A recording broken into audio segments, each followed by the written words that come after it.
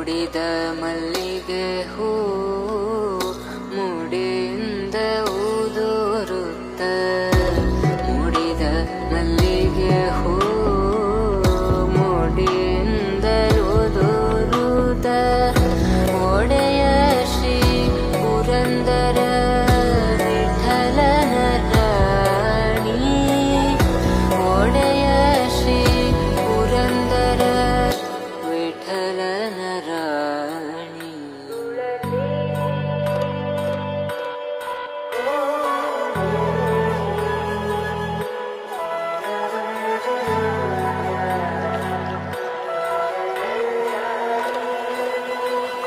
ವೇಳಮ್ಮ ತುಳಸಿ